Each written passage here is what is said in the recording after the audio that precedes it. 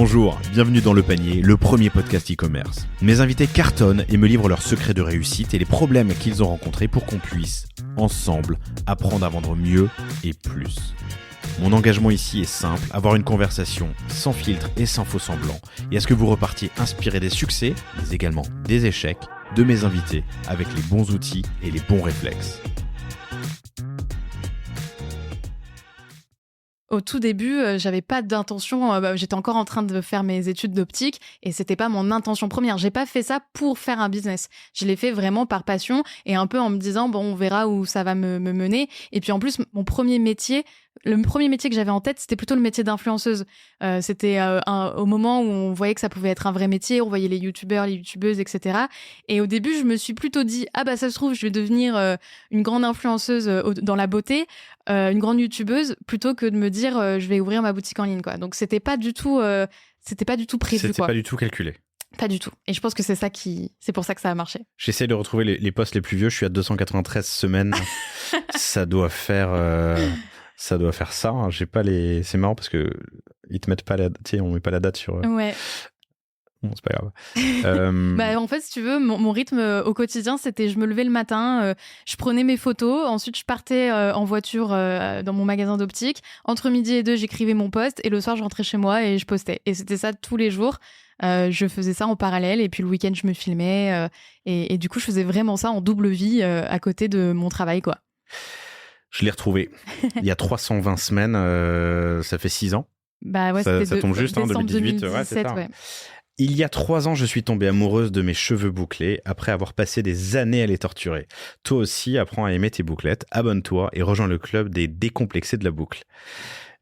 Et ben voilà, premier post. On peut croire quand on le lit comme ça que c'était tout calculé, tout hyper marketing et tout, mais je vous jure que non, c'était vraiment ultra spontané et je sais pas, j'ai senti qu'il y avait ce besoin et qu'il fallait y répondre, quoi. Ton deuxième post, c'est quel produit pour commencer sa routine naturelle. J'ai débuté avec la gamme, blablabla.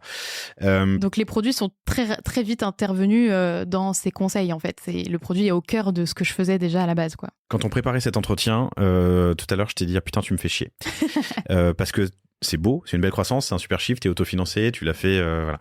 J'ai envoyé ce matin une newsletter du panier. On enregistre le 30 janvier, je sais pas quand l'épisode sort, mais j'ai envoyé ce matin la newsletter du panier qui disait que j'ai un pote qui m'a dit cette semaine, j'ai arrêté le panier. J'ai arrêté le panier parce qu'il y a trop d'histoires incroyables et que quand t'es dans le dur de l'entrepreneuriat, et tu peux y être, c'est un peu décourageant voilà. Je peux essayer de trouver des trucs décourageants si tu veux. Non, mais je voudrais surtout que tu m'expliques que c'est pas simplement de la magie et de la chance. Non, alors la chance compte pour beaucoup, mais à la fin de l'année... J'aime pas trop ce mot chance, à vrai dire, dans mon quotidien, parce que en fait, ouvrir une page Instagram... on peut croire que c'est facile. J'ai déjà eu des remarques genre oui, de toute façon, c'est juste, t'es juste influenceuse, t'as juste créé une page Instagram, c'est pas très compliqué, quoi. En plus, c'est gratuit, donc voilà. Sauf que, en vrai, j'ai mis des semaines avant de chercher un vrai nom qui allait être impactant. Et juste le fait de créer sa page et poster le premier truc, en vrai, c'est une action quand même. Et que si tu le fais pas, bah, tu peux pas espérer changer les choses ou changer ta vie. Et pour moi, c'est pas de la chance, c'est vraiment que des actions. Alors après, c'est des opportunités grâce aux actions, mais j'aime pas trop dire que c'est de la chance. C'est tellement de travail, tellement de sacrifices. Franchement, j'étais étudiante en alternance, je travaillais 35 heures par semaine de 9h à 19h tous les jours. J'allais à l'école, je faisais 1 heure de voiture matin, 1 heure de voiture le soir. Et en fait, je faisais ça peut-être 3 heures par jour en plus. Et il n'y a pas tous les jeunes j'avais 23 ans à l'époque. Je sortais pas, je buvais pas, je mettais tous mes sous de côté. Donc c'est quand même beaucoup de choix qui ont fait qu'aujourd'hui je suis là, tu vois.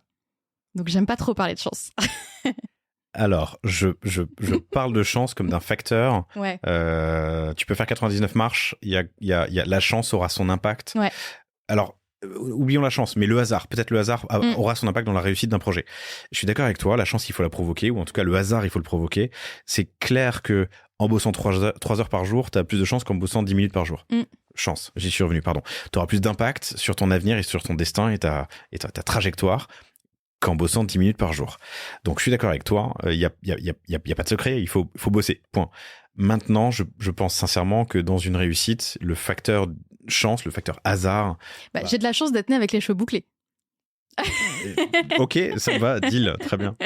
Non, mais je suis d'accord. Il y a des rencontres aujourd'hui qui sont quand même du facteur chance et qui ont changé mon parcours business.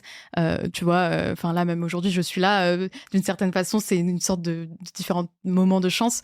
Que tu as provoqué un peu. Que j'ai provoqué, mais bien poussé, sûr, je suis d'accord. Voilà. Mais il faut aussi rappeler que même des choses qui peuvent paraître très simples, comme ouvrir une page Instagram et poster tous les jours, bah, en réalité, il n'y a pas tout le monde qui le fait et c'est vraiment du vrai travail, quoi. Un an, tu commences avec ce premier post que j'ai lu tout à l'heure. Un an plus tard, tu as 10 000 followers, mais tu as aussi un moment commencé à te dire tiens, je vais récolter des adresses email. Pourquoi ? Oui. Pourquoi ? Je pense que avec les mois qui passaient, je me rendais compte qu'il y avait potentiellement quelque chose à faire. Voilà, moi j'ai toujours été passionnée d'entrepreneuriat, donc j'écoutais déjà à l'époque des podcasts, etc. Et on entendait partout que avoir des adresses email dans ses contacts, même si on n'en faisait rien pour le moment, ça valait de l'or, quoi.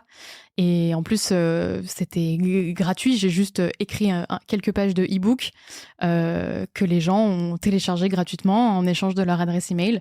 Et donc, ce qui m'a permis d'avoir déjà une base de potentiels clients pour ce que j'allais faire après, même si je ne savais pas encore à l'époque ce que j'allais faire après, quoi. Comment t'en as parlé de ton e-book sur ton compte Insta ? Ouais, sur mon compte Insta. Je disais, en fait, sur Instagram, c'est pas hyper bien rangé, les posts et tout. T'as un peu du mal à retrouver les conseils. Il y avait beaucoup de personnes qui me posaient tous les jours la même question. Et plutôt que leur dire, va voir mon post de il y a 3 semaines et tout, je leur disais, télécharge mon e-book. Dedans, il y a tous les conseils qui sont répertoriés et t'auras tout dans ton PDF. Donc, ça me permettait de leur donner plus de conseils comme ça. Le e-book, tu l'as fait toi-même sur... Ouais. T'as pris Google Doc ou Word, j'en sais rien. Et je me souviens plus si j'avais déjà Canva à l'époque, mais aujourd'hui, c'est du Canva, quoi. Ok. Mais bon, ce que je veux dire, ou ce que je veux te faire dire, c'est que c'est à la portée de tout le monde. Oui. Est-ce que tu as 3 conseils à me donner sur cette première année et le lancement de ta marque et de ton compte ? Je pense, ça revient un peu sur ce qu'on disait, le débat de la chance, mais il y a beaucoup de personnes qui ont des idées et en fait, ce qui va vraiment faire la différence, c'est l'action. Des personnes qui ont envie de parler, comme tu dis, qui sont passionnées, qui ont plein de sujets, qui disent je rêverais de faire de cette passion mon métier. Il faut, pour moi, il y a un début à tout et en plus gratuitement. C'est-à-dire que là, c'est l'exemple d'Instagram, mais aujourd'hui, on parle beaucoup de TikTok. Il y a plein d'autres choses, même un blog. Aujourd'hui, je trouve que c'est sous-estimé un blog, mais ça peut vraiment bien marcher, quoi. Et pour moi, c'est pas le passage à l'action qui fait la différence aussi. Donc, faut pas hésiter. Quand on est passionné, vous serez les meilleurs pour en parler. Ça fait que un conseil. Tu m'as dit 3, mais c'est beaucoup 3. Tu m'en donneras d'autres après sur les lives. Tu m'as dit tout à l'heure que tu proposes des produits à ta communauté sur ton compte Insta et que tu réalises que 3 minutes après, les nanas ou les mecs, j'en sais rien. Les gens, c'est quand même 90% de femmes, donc tu peux dire les femmes. En tout cas, l'audience achète. Voilà, en fait, du coup, comme tu l'as vu dès le 2e post Instagram, je parle de mes produits. Et donc, forcément, quand on voit les résultats, les abonnés demandent tu les as achetés où les produits, c'est quoi ce que tu utilises, etc. Et donc, je les envoyais soit dans des magasins ou sur d'autres sites internet, puisque à l'époque, j'avais pas le mien. Et elles me répondaient vraiment 5 minutes après en disant c'est super, j'ai validé ma commande, je te tiens au courant de ce que ça va donner. Et c'est là, à force de voir ce genre de retour, où je me suis dit mais ça serait génial que j'ai mon propre site où je peux vendre les produits que j'utilise vraiment, en fait, ce qu'il y a dans ma salle de bain aujourd'hui, j'ai envie de les proposer à la vente et c'est comme ça que j'ai eu le déclic, quoi, et que j'ai voulu commencer.